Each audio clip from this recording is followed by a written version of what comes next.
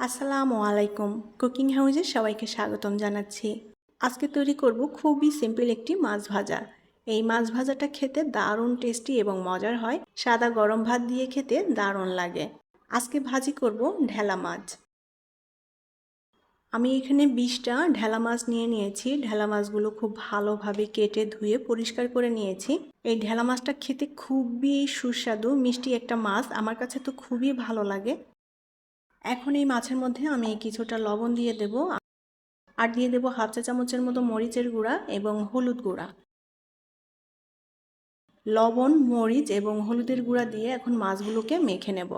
এখানে শুকনা মরিচের পরিবর্তে গোলমরিচের গুঁড়াও দেওয়া যায়। আবার অনেকে আছে মাছ ভাজি করতে গেলে মাছটা যখন ম্যারিনেট করে তখন এর মধ্যে সামান্য লেবুর রস দেয়। কেউ যদি লেবুর রস দিতে চান সেটাও দিতে পারেন।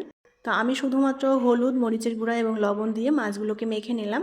মাছগুলো মেখে নিয়েছি, এখন একটু রেস্টে রেখে দেবো 10 মিনিটের মতো, যাতে এই লবণটা মাছের মধ্যে ভালোভাবে মিশে যায়। প্যানে পরিমাণ মতো তেল দিয়ে দেব। এখন এই তেলের মধ্যে একে একে মাছগুলো দিয়ে মাছগুলোকে ভেজে নেব। চুলার আঁচ অল্প রেখেছি, অল্প রেখে মাছগুলোকে আমি মচমচে করে ভেজে নেব। আর এই মাছটা ভাজতে কিন্তু খুব বেশি একটা সময় লাগে না, মাত্র 3-4 মিনিটের মধ্যে মাছগুলো সুন্দর মতো ভাজা হয়ে যাবে। এপিট ওপিট করে উল্টে দিয়ে আমি মাছগুলোকে মচমচে করে ভেজে নেব। মাছের এক পাশটা উল্টে দিয়েছি, এখন অপর পাশটাও ভেজে নেব।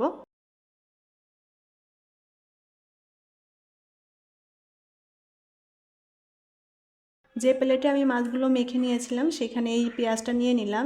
এখানে যেহেতু হলুদ গুঁড়া, মরিচ গুঁড়া কিছুটা লেগে আছে, তাই ওইটার মধ্যে আমি পেঁয়াজটা নিয়ে নিলাম। নিয়ে পেঁয়াজটাকে একটু মেখে নেব। আর এর মধ্যে কিছুটা লবণ দিয়ে দিলাম। হলুদের গুঁড়া দেওয়া লাগবে না, এই হলুদের গুঁড়াতেই পেঁয়াজটা মাখা হয়ে যাবে। পেঁয়াজটাকে আলতো করে নেড়ে চেড়ে মশলাটা মেখে নিলাম। আর এদিকে মাছগুলো ভাজা হয়ে গিয়েছে, মাছগুলো খুব সুন্দর মতো মচমচে হয়ে গিয়েছে। এই মাছটা ভাজতে কিন্তু একদমই সময় লাগে না, খুবই অল্প সময়ের মধ্যে ঝটপট করে ভেজে নেওয়া যায়। তো মাছগুলো এখন আমি প্যান থেকে তুলে নেব। আমি এখানে অল্প করে মাছটা ভেজেছি দুপুরে খাওয়ার জন্য, আর খাবো মাত্র 2 জন, যার কারণে অল্প মাছ নিয়েছি। এখানে শুধু ঢেলা মাছ না, ঢেলা মাছের পরিবর্তে অন্য যে কোনো ছোট মাছ এভাবে ভেজে নেওয়া যায়, খেতে খুবই ভালো লাগে। এখন ওই প্যানের তেলের মধ্যেই আমি পেঁয়াজ কুচিটা দিয়ে দেব। পেঁয়াজটা একটু লালচে পোড়া পোড়া করে ভেজে নেব। আর তেল দিতে হবে না, এই তেলেই ভাজা হয়ে যাবে। পেঁয়াজটা আমি লালচে পোড়া পোড়া করে একটু ভেজে নিয়েছি। এখন এর মধ্যে ভেজে রাখা মাছগুলো দিয়ে উল্টাপাল্টা করে পেঁয়াজের সাথে মিলিয়ে নেব। আমাদের মাছ ভাজাটা কিন্তু পুরোপুরি কমপ্লিট হয়ে গিয়েছে। এখন এটা নামিয়ে পরিবেশন করব।